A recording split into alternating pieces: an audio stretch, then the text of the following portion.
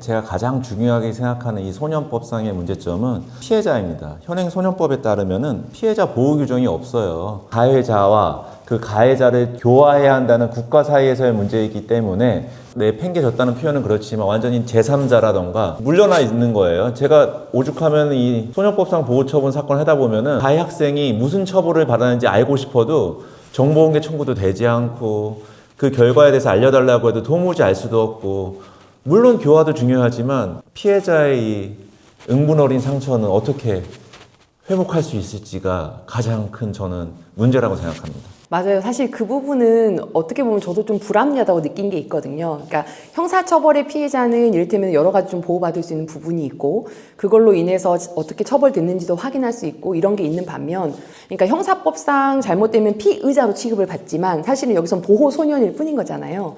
그런 면에서는 아쉬움이 있는데, 이거를 보완하는 방법이 형사 미성년자의 연령을 낮출 문제인지 아니면 소년법을 개정해서 피해자 보호에 관한 부분을 강화할 것인지는 조금 별개라고 생각을 합니다. 그래서 그 부분에 대해서 아쉬운 점은 있습니다. 저도 실무를 하면서 아니 왜 소년 사건은 이건 조회가 안 될까? 이런 거를 의문을 가져본 적은 있고, 형사처벌을 고민할 정도의 그런 사건은 정말 강력범죄잖아요. 그런 범죄의 하나여서는 뭐 형법과 똑같은 뭐 조회도 가능하다든가 아니면 어떤 식으로 피해자 보호를 해준다거나 이런 제도를 좀 만들 수 있고, 소년법 자체를 개정하는 거죠. 그렇게 할 수 있고, 사실 2년 있다가 나오게 되는 거잖아요. 가장 강력한 범죄를 저질렀을 때. 그걸로 인해서 사실 피해자 입장에서는 상대방이 돌아왔을 때에 대한 불안감 뭐 이런 게 있을 수 있어요. 근데 그런 거에 대해서 지금 사실 형법도 제대로 뭐 보장이 되는 건 아니지만 뭐 피해자 보호명령 같은 제도를 좀 확장을 해가지고 같은 장소나 같은 마을, 그 동네에서 못 살게 한다든지, 그다음에 피해자를 어떻게 좀 이렇게 보호할 수 있게끔 이렇게 좀 숨겨두는 조치를 한다든지, 이런 거는 좀 입법적으로 좀 해결할 수 있는 부분이 있지 않을까라고 생각을 합니다. 입법적으로 하는 게 어려운 게, 당장 뭐 조두순만 보더라도 그 동네 계속 살잖아요. 출소한 다음에. 이런 성인도 못하는 마당에 과연 배 변호사가 계속 주장하는 이 소년에 대한 교화를 강조하는 입장에서 아무리 흉악범죄라 하더라도 이 가해 소년한테 출소 후에 거주지 제한을 할 수 있을까라는 건 저는 의문이라고 보거든요. 거주지 제한은 좀 어려울 수 있는데, 우리가 학교폭력 발생하게 되면 아이들을 전학은 시킬 수 있잖아요. 이제 아이들이 만약에 같은 학교를 다니거나 이런 상황에서 문제가 발생했다면 학교 같은 것을 분리하는 조치는 취해줄 수 있지 않을까. 오히려 이게 이제 학폭에도 해당하기 때문에 그런 부분에서는 오히려 성인이 범죄를 저지른 경우보다 조금 더 보장은 될 수 있을 것 같습니다. 근데 이미 뭐 2년 소년원 갔다 올 정도라면은 그 동네에서 이미 다 소문은 났겠죠. 과연 그 동네에서 계속 산다고 주장할 경우에 그 사람은 이사를 가게 할 수가 있을지가 전 의문이라고 봐요. 근데 형사처벌을 하더라도 똑같은 상황은 발생할 수 있거든요. 그렇기 때문에 제가 생각하는 거는 일단 뭐 가해 소년의 교화도 중요하지만 피해자에 대한 좀 회복 프로그램을 이제는 더 강조해야 되지 않을까. 기존에 이 가해 소년의 교화에만 방점을 뒀다면은 이제는 좀 더 피해자 보호에도 좀 더 우리가 눈을 돌려야 될 시점이 아닐까라는 생각이 듭니다.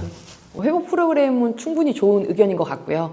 그건 역시 소년법의 틀 안에서 바꿔나갈 수 있다. 피해 회복 프로그램은 만 13세뿐만 아니고 14, 15, 16세의 아이들이 한 경우에도 마찬가지로 적용이 돼야 된다라고는 생각합니다. 네.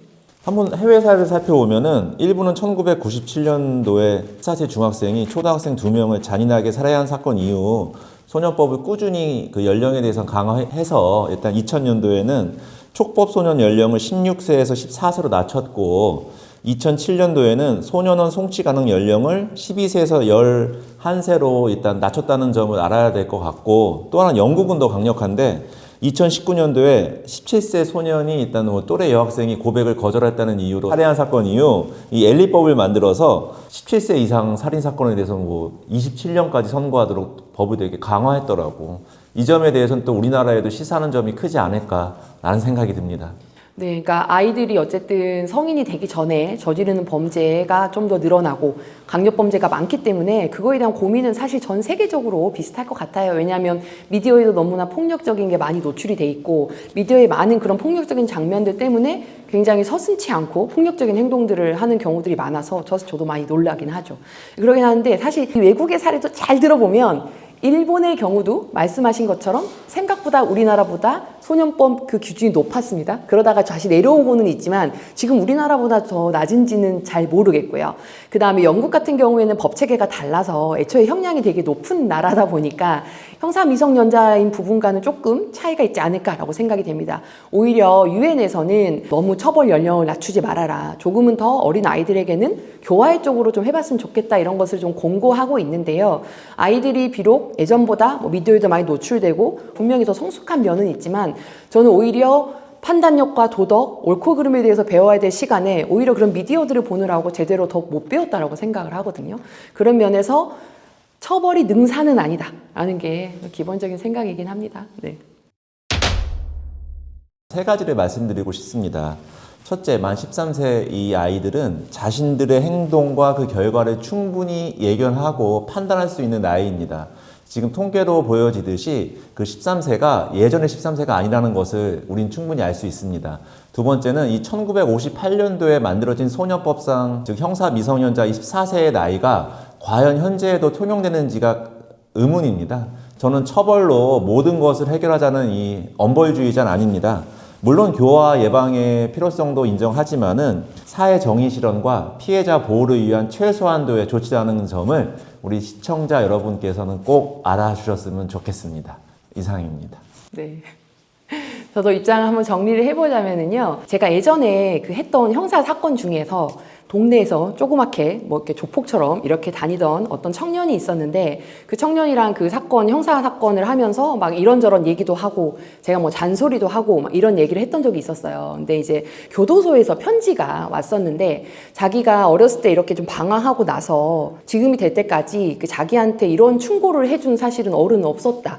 그래서 그런 면에서 제가 앞으로 이 교도소를 나가서 얼마나 달라질지는 모르겠지만 변호사님이랑 했던 그 얘기를 좀 새겨보겠다라고 편지를 해줬어요. 그러니까 이게 이 친구가 만약에 좀 젊어서 방황을 했을 때 조금은 잡아주는 어른이 있었다면 그런 가정 환경 또는 그런 좋은 선생님, 그런 친구를 만났으면 바뀔 수도 있지 않았을까. 그거는 이제 아무도 모르지만 그런 면에서 아직 성인이 되지 않은 그 어린 학생들에게는 분명히 기회는 있어야 한다라고 생각이 됩니다.